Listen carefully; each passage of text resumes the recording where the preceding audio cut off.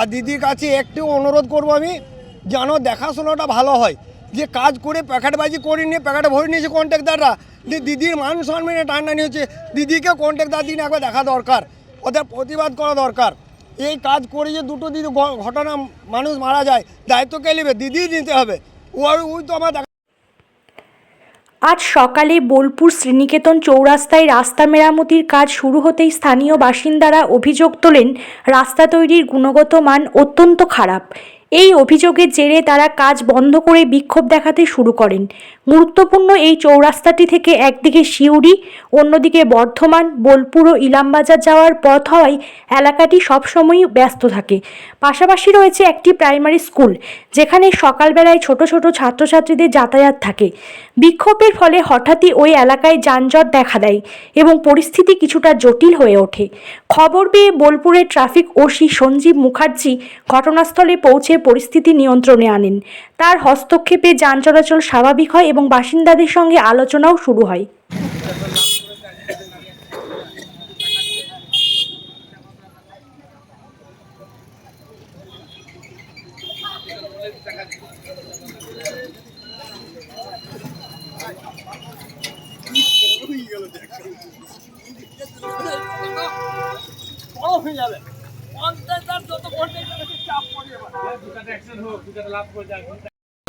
আমাদের অভিযোগ হচ্ছে যে রাস্তাটা যেভাবে ওরা কাজ করছে সেভাবে কাজটা করে না করে এইটা যদি 2.5 ফুট 3 ফুট গর্ত করে যদি এটা বোল্ডার ভরে বা ব্লেস পাথর ভরে ওইটাকে ডাস্ট দিয়ে বসিয়ে তারপরে যদি পিচটা করে, তাহলে এখন 10 বছর টিকবে। তাহলে কি হবে, আর প্রবলেমটা হবে না।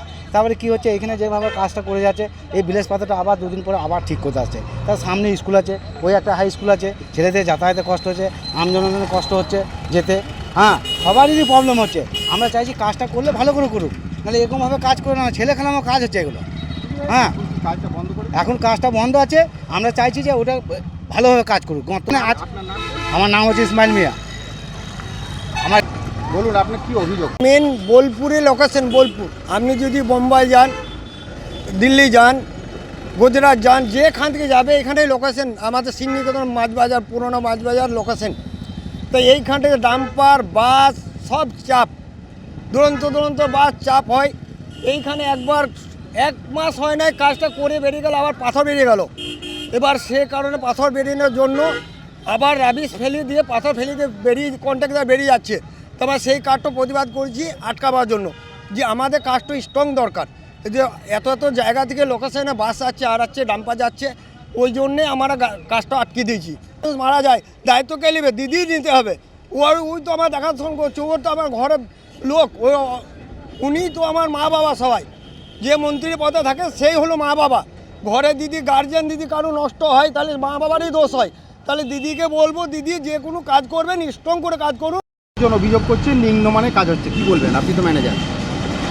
এটাই 1 বছরের মেনটেনেন্সের কাজ। যখন খারাপ হয় আমাদেরকে ঠিক করতে আসতে হয়, তো সেই মোতাবেক আমরা ঠিক করতে এসেছি।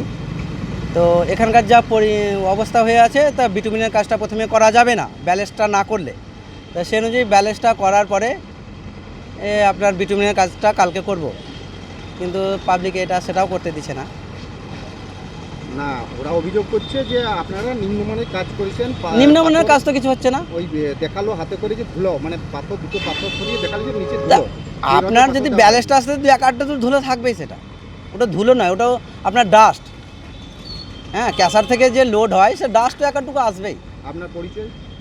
আমি ম্যানেজার, কন্ট্রাক্টর। কোম্পানি যে আপনাদের কন্ট্রাক্টর? আমাদের গ্র্যান্ড ইঞ্জিনিয়ারিং কন্ট্রাক্টর সার্ভিস। কন্ট্রাক্টরের কি নাম? মোহাম্মদ জাহাঙ্গীর কবির। আপনার নাম? আমার নাম মিরাজুল আলম।